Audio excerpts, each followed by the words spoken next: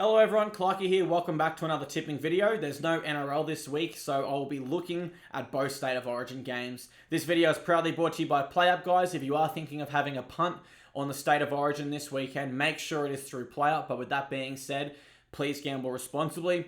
We'll start off by looking at the Women's State of Origin game, guys. I will preface this by saying I am a little bit of a casual when it comes to the women's game. I do know a majority of the women in this team, but there are a few that I actually I've not heard of. So my biggest it factor for the Queensland Maroons is Ali Brigginshaw at 13. She made the transition there from halfback probably midway through the NRLW last season, and it's a move that's really worked for her. We haven't seen her play football in the NRLW we haven't seen her play football in the NRLW so far this year. She has played in other women's leagues, I'm assuming. But yeah, she is fantastic in the lock position. She's someone that the Blues will definitely have to keep their eye on. My other big player for the Queensland Maroons, I'm probably looking at Chelsea Lennon-Doozy.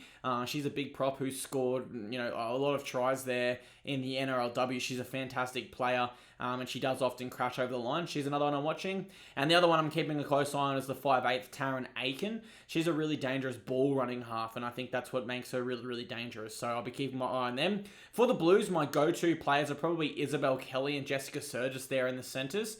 Jessica Surgis, a former Dally M medal winner for the NRLW, and Isabel Kelly, a former Golden Boot winner for the best woman in the world. So when I go through the team list here, guys, ultimately I'm probably looking at the Queensland Maroons more with my heart. As I say, I'm a bit of a casual when it comes to women's football, and because we haven't seen these women play recently in the NRLW, it does make it hard to tip off form. So I'm just going to go with my heart there. I'm going to go the Queensland Maroons 1-12 to win that game. It should be a close one, you'd hope. And let's move on to State of Origin Game 2. The Queensland Maroons are taking on the New South Wales Blues at Suncorp Stadium.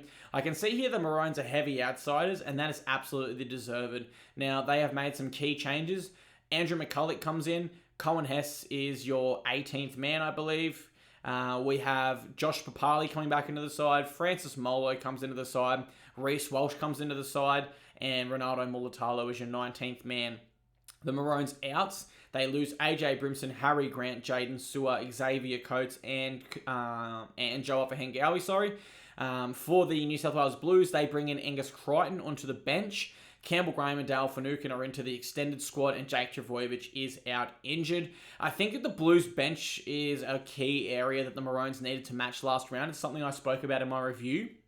And if we compare benches this time, it's Ben Hunt versus Jack Whiten. It's Moeki Fotuaika versus Payne Haas. It's Fafita versus Crichton. And it's Molo versus Martin. So I think the Maroons will definitely counter their bench a little bit better this time. But overall, when you go through this team through paper, the New South Wales Blues are much stronger. If you're the Queensland Maroons, you're probably banking on Cameron Munster being a lot fitter this time, given he hadn't played for a number of weeks last time, and he's admitted himself he was still injured during that game.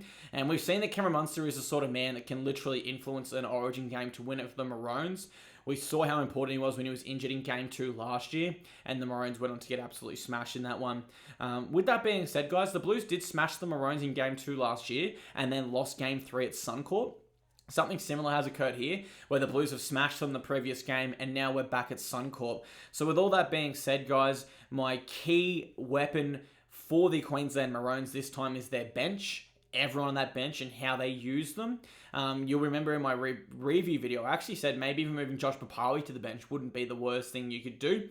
And for the Blues, it's their centres again, Latrell Mitchell and Tom Travojevic. I do think that they should be pretty unstoppable again. They're just two freakish talents where in the centres, when they're not the main attention with Tedesco floating around and Luai, it makes them even more dangerous. So with all that being said, guys, my head is telling me Blues 13+. If you were to tell me the Blues were going to win 13+, we're going off recent form, then absolutely yes. But with that being said, the Blues are yet to win at Suncorp Stadium under Brad Fittler. I know this could be the first time, but I'm going to tip with my heart. I'm going to tip the Queensland Maroons here to win 1-12, but my head does say another Blues 13+. I'm certainly hoping that's not the case. So to repeat, guys, my tips for this rep round are both Queensland Maroons teams to win, the women's and the men, by 1-12 points. Thank you guys so much for tuning in. I'll see you next week when my regular NRL tipping returns, and I look forward to seeing you all there. Cheers.